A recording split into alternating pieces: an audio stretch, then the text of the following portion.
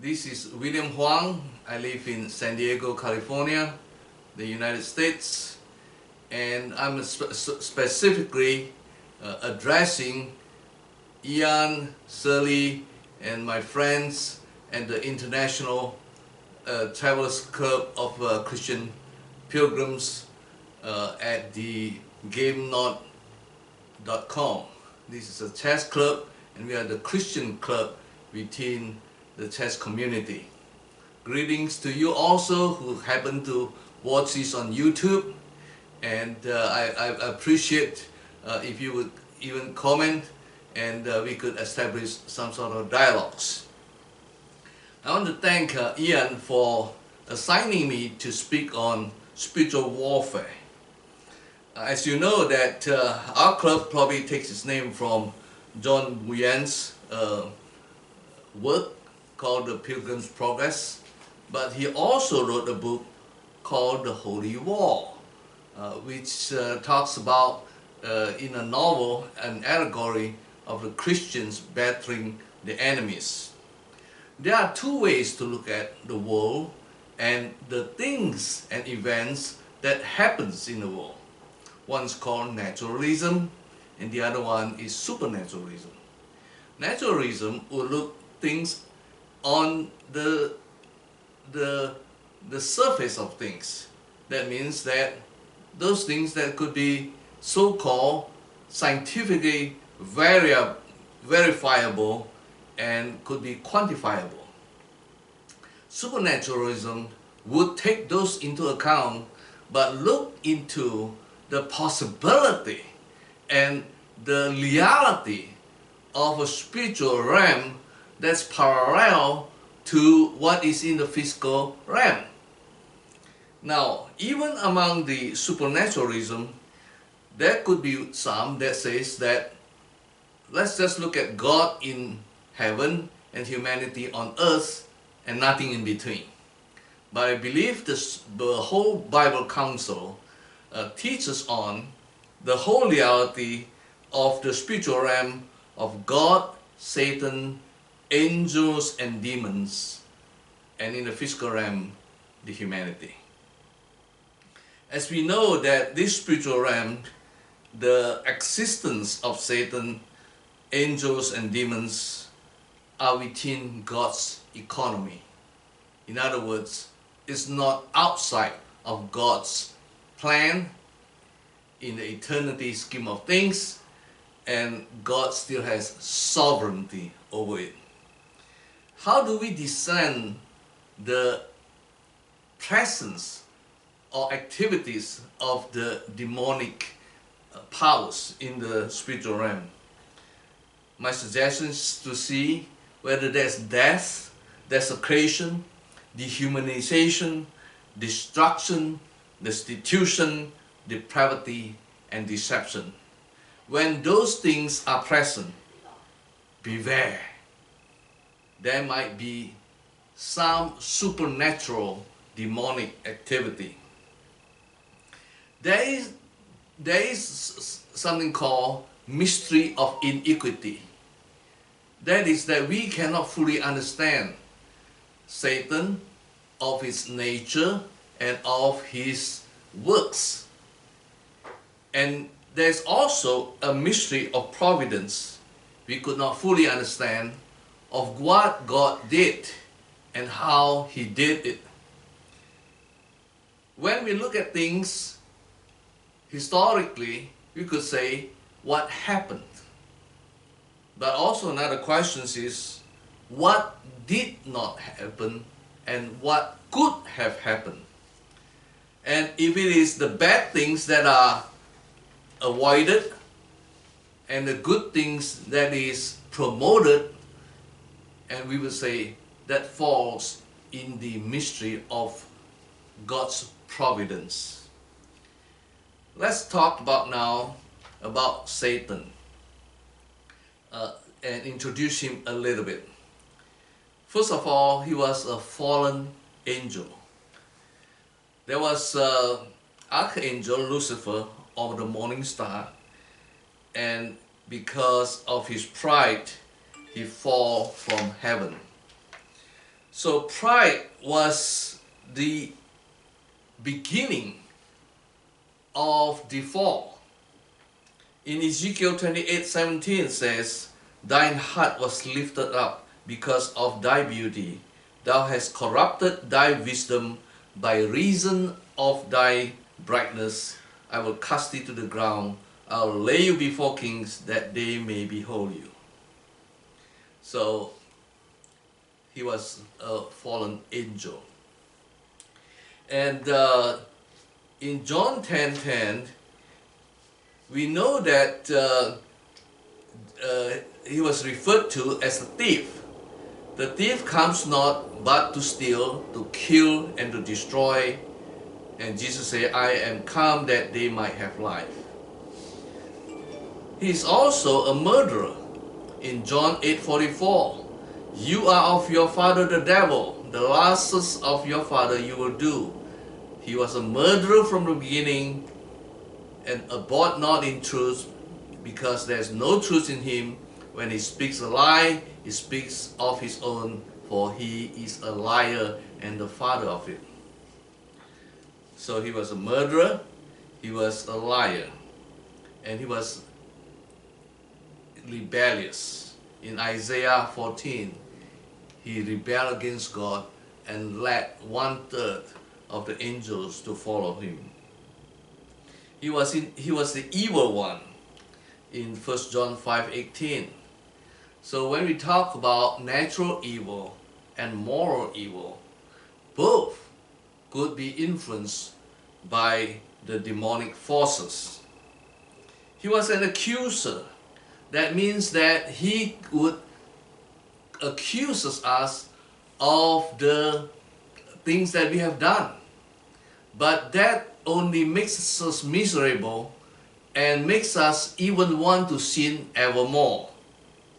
He was referred to as a stronger man than a strong man that comes upon him and overcomes him and takes from him all his armors in which he trusts and divides his spoils. Luke 11:21. And the last one I want to say, which is most dangerous, he masquerades as an angel of light in 2 Corinthians 11:14. So that's a brief introduction of who Satan is and what he does. Now I want to turn our attention to 3 specific instances of the satanic attacks and our spiritual warfare in the spiritual realm. First is a satanic attack on the world. Second is the satanic attack on the church. And the third is a satanic attack on the nation. The satanic attack on the world with COVID-19 pandemic. Yesterday, March 11, 2021, marks 1-year anniversary of the lockdown in America. That is probably the beginning of a new era in America. We now call this the COVID era, and this generation is called COVID-C. Now, prior to that, it was in China where this started, and I happened to be in China and left China at 11 p.m. on January 21st, 2020, right few hours before the national lockdown. And I saw the news of the deaths, the infections, the fear, the anger, and everything that came with it. I wrote a song called Wuhan Strong to encourage the Christian church in China. I sent money to help them. But today, the world infections is around over 119 million, and the deaths is 2.63 million. And the US infections is 29.3 million and over 531,000 deaths. The daily count is around 60,000 people in America who are infected. It has dropped significantly for the last few months, but it is still very, very high. The life expectancy in America had dropped by 1%, by 1 year in 2020. The effects on livelihood is staggering. 20 million Americans are still unemployed today. Over 750,000 new claims of unemployment for last month, and business closures is still choking the economy. There are issues of mental health. Suicides is on the rise. Fears, anxiety, anger, and grief. If we assume there are 40 mourners for one person who died, that is 20 million Americans in grief and mourning today. The loss in their hearts is something that we cannot feel naturally.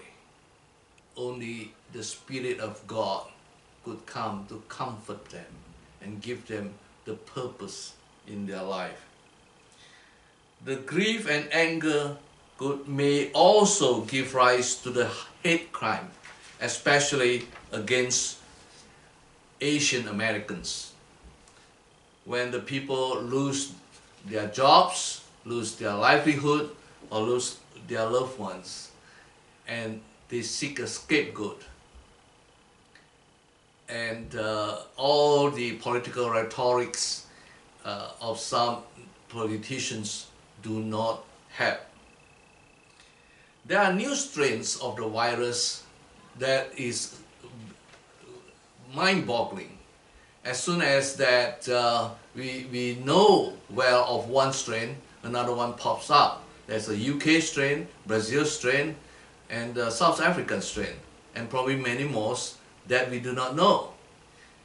If you could just imagine that you're fighting an enemy that can turn those viruses into new strains in an active mode, that's very scary. Now, the good news is that there are vaccines to fight against this virus, and the economic stimulus package to help out with those who are destitute. Since December 14, 2020, 100 million Americans have been vaccinated.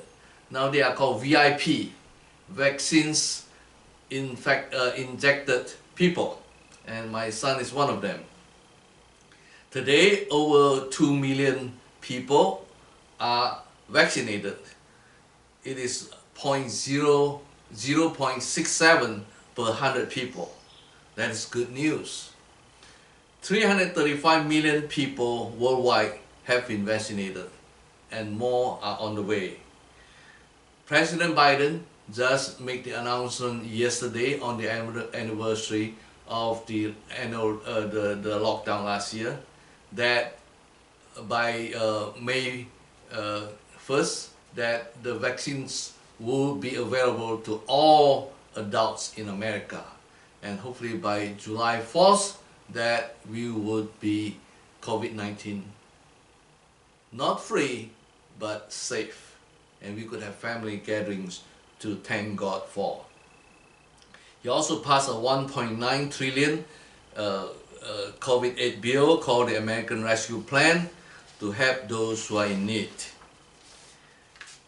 Now I want to talk on the satanic attack on the church with the Ravi Zachariah sex scandal. As you know, that Ravi Zachariah, or we will refer him to RV, he died May 2020. At his memorial service, Mike Pence gave a very touching eulogy. When I watched it just recently after the news of the sex scandals broke out, it's surreal. Mike Pence called him the greatest apologist of the 20th century. comparing him to Billy Graham as the greatest evangelist of the 20th century. He wrote a lot of books. Mr. R.V. wrote a lot of books. One of them is Can Man Live Without God in 1994. The Logic of God. And the book I, Isaac, Take You, Rebecca, talking about the beauty of a Christian marriage in harmony with the will of God. And the last one he had was actually just last year, Seeing Jesus from the East. The sad thing is, now with the report on his sex scandal, it would not surprise me if he wrote some notes for that book on the back of a naked prostitute. The RCIM report by independent investigation team of a law firm pretty much confirms sexual misconduct, even rape, abuse of authority, misuse of ministry funds, manipulation of people, and a code of silence. It is a very, very sad day to hear those news. Now, all the videos I watched on the discussion of the scandal pretty much focus on RV, on how could he do that? How could these things could have gone for so long? Probably between 10 to 15 years. Now, the report was substantiated by the physical evidence, forensic evidence of cell phones that he never give up. Even when there was a sexting scandal by Laurie Ann Thompson. But now this forensic evidence is clear. There were over 200 pictures of women in different stage of undress that was in his picture, his file. And he was sending love messages to a few women at the same time that he could not possibly love at the same time. And that's besides his own wife. Now, I do not want to focus so much on Mr. RV. I focus this much more on a satanic attack on the church, because the church brings the gospel to the world and Satan do not want it. And when there's a leader in the church who has the spiritual gifts of preaching, leading, of intellectual arguments, apologetics, be able to communicate the idea effectively, Satan is mad. If there is a target on every Christians by the devil, the Christian leader would have a bull's eye on their head. There will be like a poster, say most wanted, and with millions of dollars in rewards if you could shut it down.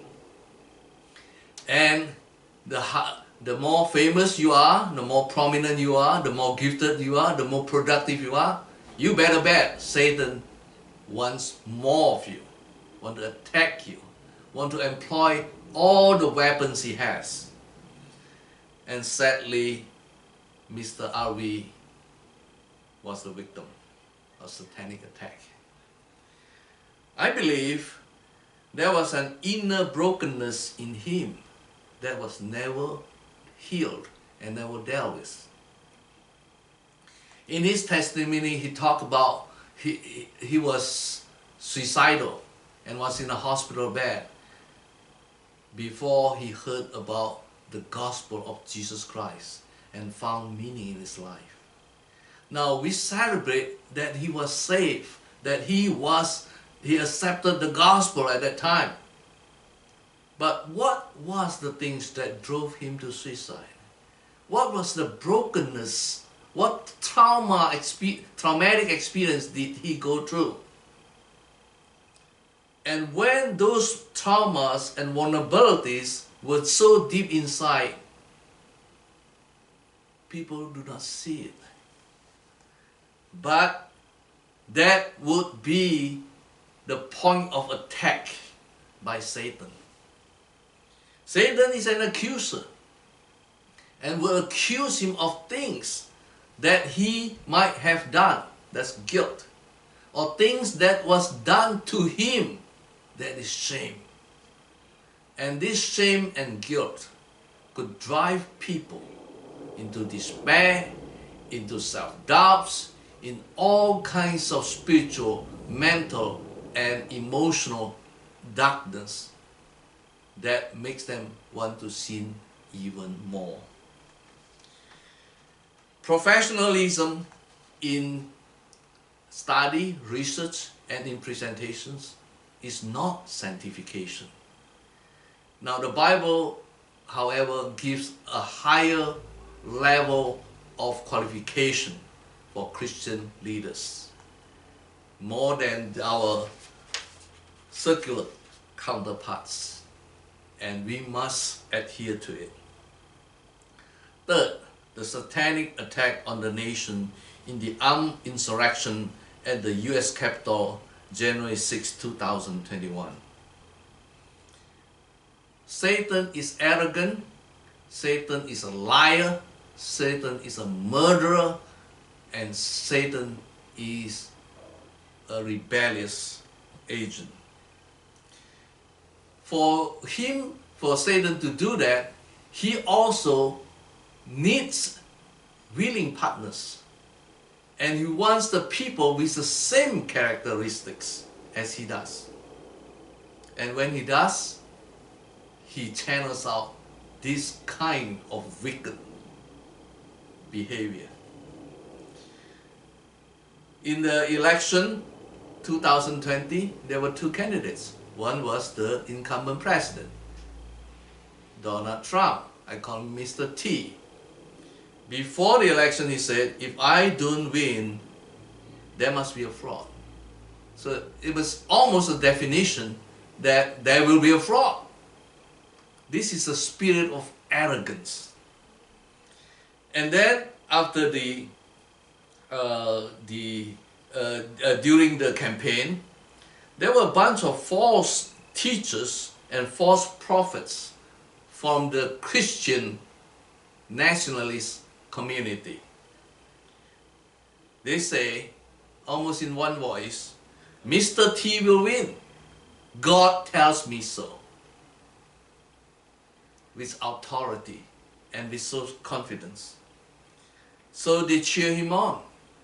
And when he did not win, they sense that it must be a fraud. It must be a satanic scheme. So when Mr. T lost the election, he claimed fraud and brought over 62 cases to the courts, to the judicial branch of the government. Out of those, he only won one case, with 90 judges going against him, up to the Supreme Court. The shocking reference in this insurrection was hang Mike Pence. They want to kill him. There's no doubt in my mind, if they would have got up to him, he would be hanged and killed. And the whole process of certification of the election results would be interrupted. There will be chaos in the nation, and a national emergency and martial law would be proclaimed. There is a fear of future violence even today, and today we need to seek a full truth and full accountability. With one last minute, let me say this. Our response is to know our enemies. we are engaged in a spiritual warfare. We must understand that we are humans with total depravity. We must protect our vulnerabilities. If there are traumatic experiences in our past, that could be strongholds from the satanic attack. Let's be aware. The church must have counterintelligence program to guide our leaders so that they would not fall into loneliness, aloneness, and the opportunities for abuse of authority, misuse of funds, and also engage in sexual immorality. But let's remember, the final victory is ours. It's guaranteed in Revelation 20. God will win. There will be a reformation in America, spiritual reformation, after this spiritual reckoning. There was a political reckoning in the election of 2020, and America will be reformed politically and be even better. So let us pray for that day. Thank you. Amen.